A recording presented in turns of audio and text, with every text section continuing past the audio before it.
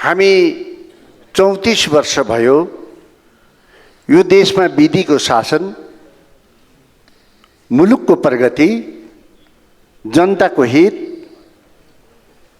लागि संसदीय व्यवस्था मार्फत हामीले मुलुकको प्रगति गर्छौं भनेर लिएर आएको। आज म भाग्यले यहाँ उपस्थित भएको छु।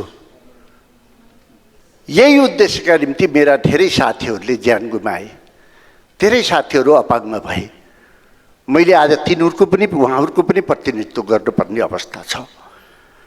जुन मेरो संसदमा छलफल गर्ने हो त्यसमा हामीहरूको बीचमा असहमति रहनु हुँदैन।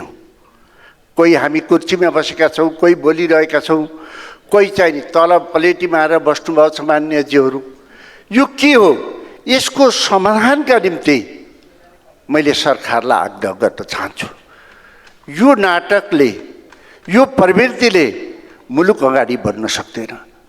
हामीले अहिले जे गरिरहेका छौँ, सभामुख महोदयजी मार्फत राख्न चाहन्छु, भोलि उज्यालो होला, भोलिको दिनमा सम्मान होला, भोलि प्रकाश आउला। यो सबैको कारणले, यो आशाले हामी बाँचिरहेका छौँ। तर हाम्रा युवाहरू शिक्षाको नाममा बाहिर, रोजगारीको नाममा बाहिर, दलालीको नाममा बाहिर र बाहिर गएर पनि सुख पाउने हो र भने करोडौँ खर्च गरेर बाहिर गएको छ, लाखौँ खर्च गरेर बाहिर गएको छ, उहाँ गएर यहाँभन्दा बढी दुःख पाएको छ। यदि युवाविहीन नेपाल बनाउने हो भने यो बजेट हामीलाई किन? विभिन्न शीर्षकमा छलफल किन? त्यसकारण रोग के हो? रोगको बारेमा पनि हामी गम्भीर बन्नका निम्ति म आग्रह गर्न चाहन्छु। हामी त युवाविहीन हुँदैछौँ। सम्मानीय सभामुख महोदय, गाउँमा जाँदा, सहरमा जाँदा युवा छैन, बाउआमा मात्रै हुनुहुन्छ। त्यति मात्र होइन, बिरामी भयो, मृत्यु भयो भने लास लैजाने अवस्था छैन। जो छ समाजको बदल बदलिएको छ। बच्चादेखि बुढो वृद्ध मान्छेले सुसाइड गर्ने रेट बढ्दैछ, डिभोर्स रेट बढ्दैछ। त्यसकारण अब सन्तान जनसङ्ख्याको वृद्धि दर माइनस हुँदैछ। यो मुलुक कता जाँदैछ? अब हामीले राज्यले नै यतापट्टि चिन्तन गर्ने अवस्था छ। सभामुख महोदय मार्फत यो कुरा मैले राखेँ, तर हामी त्यति गम्भीर छैनौँ। यस विषयमा हामी छलफल गर्न चाहँदैनौँ। कुनै कर्मचारी आउँछ, यो विधेयकमा यो ल्याउनेवाले नत्र हामीले राजीनामा दिन्छ, थर्काउँछ। देशको नेतृत्व गर्ने मान्छे डराएर खुट्टा लुलु कमाउँछ। खुट्टा कमाएर अब मुलुक बन्न सक्दैन। यो कुरा मैले राख्न चाहेँ। सभामुख महोदय, वन तथा वातावरण हामी कहिलेसम्म छलफल गर्ने? हरेक मान्यहरूले कुरा उठाइरहनु भएको छ। हामीसित जङ्गल छ, हामीसित साल छ, हामीसित सल्लाह छ, हामीसित अरू छ। सालको अवधि आयु 70 वर्ष हुन्छ। 70 वर्षपछि सालको काम लाग्दैन, यसको प्रयोग गर्यो भन्दा यहाँ कसले सुन्ने? विदेशबाट काठ ल्याएर नेपालको राजस्व खर्च गर्छ, त्यसलाई सदुपयोग गर्नु पर्दैन। हामी मन्त्री बनाउँछौँ, मन्त्री कति महिनालाई हुन्छ? नीति बनाउँछौँ, मन्त्री बनाएको नीति कसले सुन्छ? यस्तो स्थिति छ। त्यसकारण हामीले मुलुकको निम्ति के फाइदा हुन्छ, के गरे फाइदा हुन्छ? जडीबुटी त्यसैभित्र हुन्छ, रुखहरू त्यसैमा हुन्छ। यसले मुलुकलाई के फाइदा हुन्छ भन्दा सडेर हामीले सडकमा हिँड्दा सडेको देख्छौँ, तर त्यसबाट फर्निचर बनाएर घर घरमा राख भन्ने कुरा एउटा नीति बनाउन सक्दैनौँ। यस्तो मानिसहरूबाट मुलुक कसरी बन्न सक्छ? यतापट्टि हामी गम्भीर कहिले हुने? भाषण गर्ने, भाषणले पेट भर्छ, भाषणले विदेशबाट जाने युवाहरूलाई रोक्न सक्छ, भाषणले रोगीलाई औषधि दिन्छ, भाषणले देशलाई उज्यालो बनाउन सक्दैन। त्यसकारणले हामीले यसतर्फ हामीले अत्यन्तै महत्त्वपूर्ण तरिकाले सोध्नुपर्छ भन्ने लाग्छ। सभामुख महोदय, मेरो आफ्नो साधन छैन। म बिहान सदनमा आउँदा पठा वा इनड्राइभबाट आउने गर्दछु। मलाई लाग्छ धेरै मान्यहरूको त्यही अवस्था छ, धेरै बिरामीहरूको पनि त्यही अवस्था हो हस्पिटल जाँदा। तर त्यसको कुरा हामीले ती ड्राइभरहरूले के भन्छन् भन्ने हामी कुरा सुन्छौँ। के सुन्छौँ? पठाउ चलाउनेले आम्दानीको 15% एप चलाए बापत त्यसको पैसा विदेश जान्छ। इनड्राइभ चलाउनेले त्यसलाई चलाए बापत 11% बाहिर जान्छ। कति पैसा बाहिर जान्छ? करोडौँ करोडौँ पैसा बिहान हाम्रो दिनमा बाहिर जान्छ। राज्य छ, नेतृत्व छ, विज्ञ छ, भाषण गर्छ, अझ भएन भने किताब पनि लेख्छ जानी नजानी, निर्देशन दिन्छ, अधिकारका कुरा गर्छ, कर्तव्यको कुरा गर्दैन। यदि सरकारले विश्वासिलो एप बनाउने हो भने 15% मा 10 मा झार्देऊ न, 11 मा 5 झार्देऊ न, 5% सामाजिक सुरक्षामा राखिदिने हो भने त्यो वर्ग एकैचोटि सम्पन्न हुन्छ। उसलाई उमेर गइसकेपछि वृद्ध भत्ता दिन पर्दैन, त्यो आफै सम्पन्न हुन्छ, त्यो खुसी हुन्छ। खुसी हुने बाटोतिर लाग्नु पर्दैन, आशा जगाउने बाटोतिर लाग्नु पर्दैन। एउटा ट्याक्सीमा बस्दा कति कुरा सुन्नुपर्छ, त्यसले मान्छेको न्यारेटिभ के बनाउँछ? यो देशमा केही बन्दैन भन्ने हुँदैन। त्यसकारण सुरु त्यहाँबाट गर त।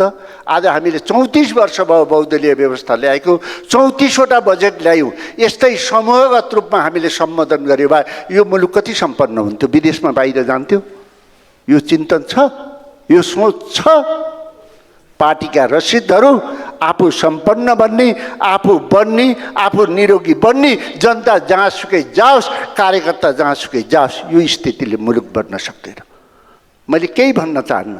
आदरणीय नेतागण, आदरणीय मन्त्रीगण, एउटा राजनेताले मुलुक र जनता हेर्छ, तर एउटा मूर्खले आफ्नो भोटर हेर्छ भन्ने आरोप हामीहरूलाई लाग्न नपरोस्, यति कुरा मैले राख्न चाहन्छु। यसको थिम मैले राख्न खोजेको यति कुरा हो। आदरणीय सभामुख महोदय, हाम्रो देशको भूबनोट फरक छ।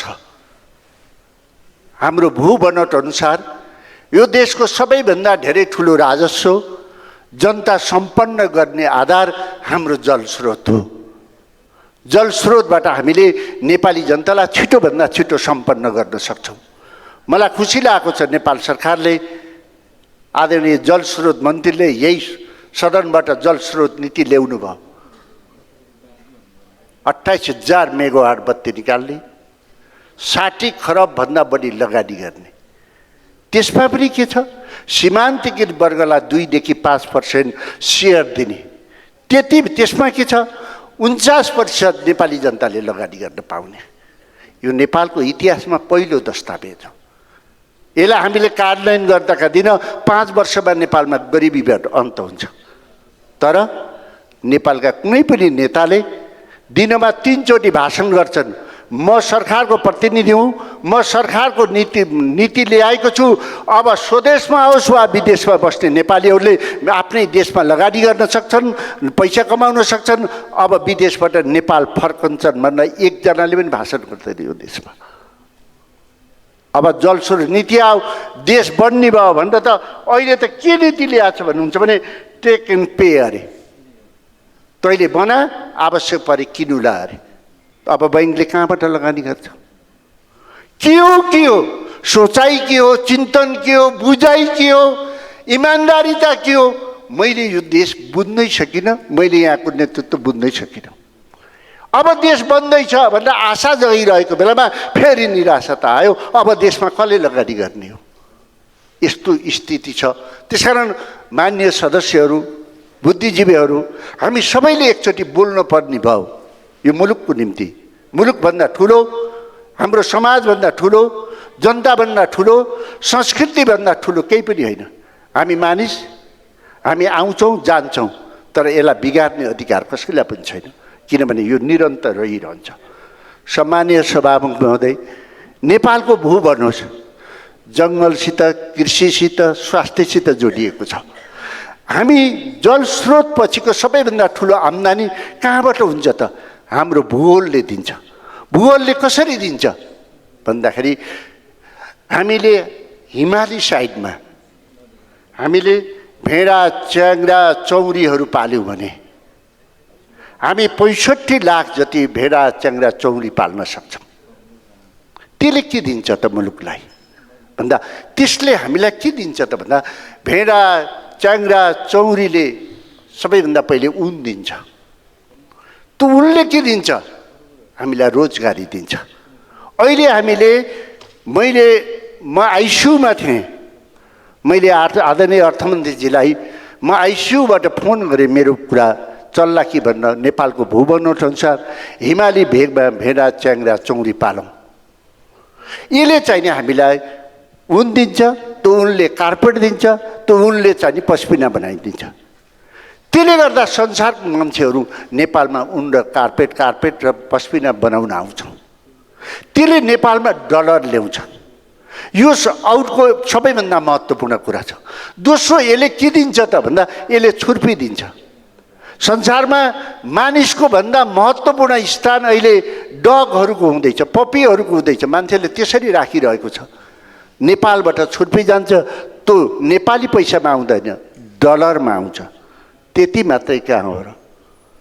यसबाट हामीलाई ऊन मात्र होइन, छुर्पी मात्र होइन, कार्पेट मात्र होइन, संसारमा हामीले फ्रोजन भएको मासु खान्छौँ। संसारमा मासुहरू लैजान्छ। आदि हामीले हिमाली भेगमा यसलाई प्रयोग गर्यो भने संसारको मानिसहरू, संसारको सञ्चारकर्मीहरू नेपालमा आउँछ र नेपालले सबैभन्दा धेरै मासु बेच्छ। त्यो मासु नेपाली पैसामा आउँदैन, डलरमा नेपालमा पैसा आउँछ। त्यति मात्रै होइन, त्यति मात्रै यसबाट बन्दैन। आज हामी खरबौँ लगानी गरेर, आदरणीय जनार्दन सरले पनि भर्खर भन्नु, नेपालको बजेटमा जहिले सुकै हाम्रोमा के हुन्छ भने युरिया मोल कारखाना खोल्ने भनेर लेखेको छ, भाषण गरेको छ। हाम्रो जस्तो देशलाई त्यो आवश्यकता पर्ने थियो। त्यो मल, त्यो च्याङ्ग्रा भेडा चौरीले दिएको मल हाम्रा स्कुल जाने बच्चाहरूलाई वा मानिसहरूलाई तिमीले 1 बोरा मल टिप, तिमीले 100 रुपियाँ प्राप्त गर्छौ भन्दाखेरि त्यो 100 रुपियाँ बच्चालाई स्कुल जाँदाखेरि निम्ति खर्च हुन्छ। त्यो मल हाम्रो देशमा मात्र होइन, बाहिर जान्छ। आज 100 रुपियाँ तिरेर सङ्कलन गरेको मल हजारौँ रुपियाँमा बाहिर जान्छ। अर्ग्यानिक मुलुक बन्न सक्छ। अर्ग्यानिक मुलुक भयो भने के हुन्छ? स्वास्थ्यको खर्च घट्छ। स्वास्थ्यको खर्च घट्दा निरोगी हुन्छ। के हामीले बिरामी भएर हस्पिटल खोज्ने हो, डाक्टर खोज्ने हो? हाम्रो देशको भूबनोट के छ? हामी निरोगी बन्न सक्छौँ। पाणिनि ऋषि यहीँ, श्रृङ्गे ऋषि यहीँ, जसले चाहिँ नि श्रृङ्गे ऋषिले र दशरथलाई सन्तान नहुँदा यहाँको जडीबुटी लगाएर दशरथलाई खुवाएर, रानीहरूलाई खुवाएर राम लक्ष्मणहरू जन्माएको त्यस्तो भूमि छ। न हामीलाई केही इतिहासको ज्ञान बुझ्न खोज्छौँ, न हाम्रो सम्पत्तिको भेल्यु बुझ्न खोज्छौँ। हावामा उडिया तालमा को विज्ञ भनेको छ, त्यो विज्ञ हो कि कमिसन खान आएको हो कि त्यसको आधारमा मुलुक बनाउन सकिँदैन। हामीसित सबैभन्दा दोस्रो आधार हो। त्यति मात्रै हो र? चौरीहरू, भेडाहरू, च्याङ्ग्राहरू पाल्नका निम्ति घाँस चाहिएन? घाँस चाहिएन? 6 महिना त्यहाँ खान्छ। 6 महिनाको घाँस पहाडबाट जान्छ। त्यो पैसा पहाडमा पनि त आयो नि, त्यो घाँस परालमा मधेसमा पनि त गयो नि। मुलुक सम्पन्न बन्न सक्छ। त्यसकारण हामीसित दृष्टिकोणै पुगेन, हामीसित चिन्तनै पुगेन। केवल आफू कसरी बन्ने, आफू कसरी रमाउने, साथीभाइहरू जे गरून्, देशका जनता जे गरून्, यिनी जहाँसुकै जाउन् र कर्मकाण्डी तरिकाले प्रतिबस्थ यस्तो छलफल गरेर मुलुक बन्न सक्दैन। यो कुरा मैले राख्न चाहेँ। त्यसकारणले योतातिर हाम्रो दृष्टि पुगोस् म आग्रह गर्न चाहेँ।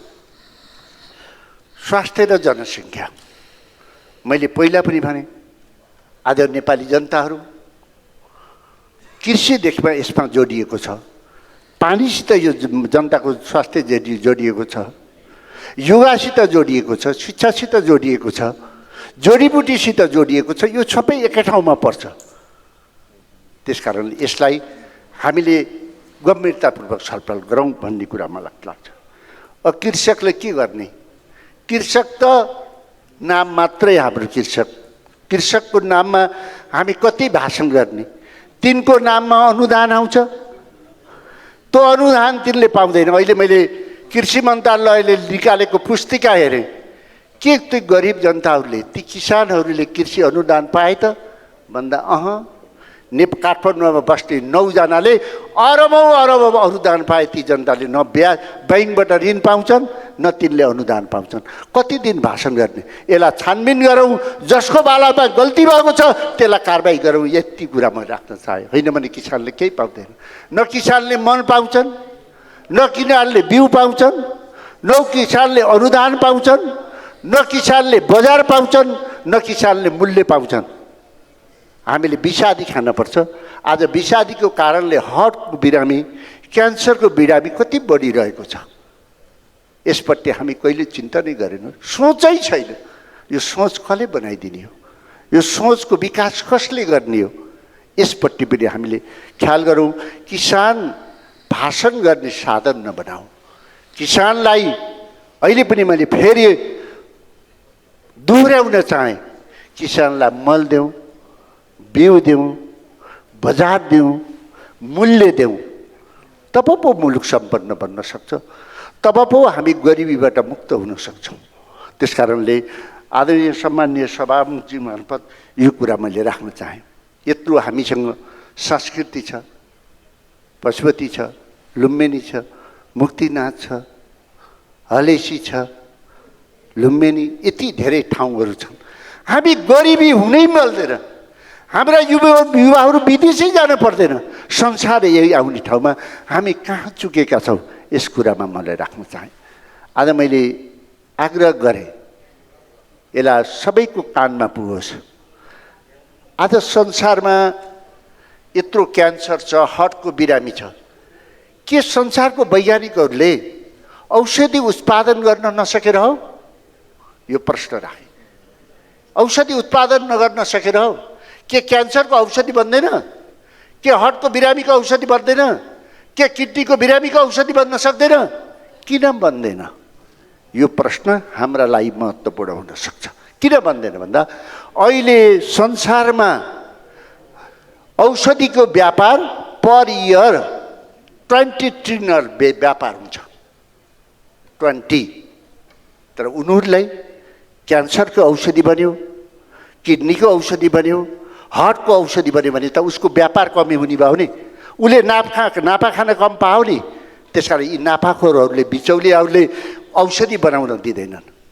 नेपाल किन बन्दैन भन्दा केही बिचौलियाहरूले मुलुक विकास भयो भने, नेपालका युवाहरू नेपालमा बसे भने, नेपालको शिक्षा नीति राम्रो भयो भने, नेपालको स्वास्थ्य नीति राम्रो भयो भने, नेपालले जलस्रोतमा सम्पन्न भयो भने यी बिचौलियाहरूले खान पाउँदैनन् नि।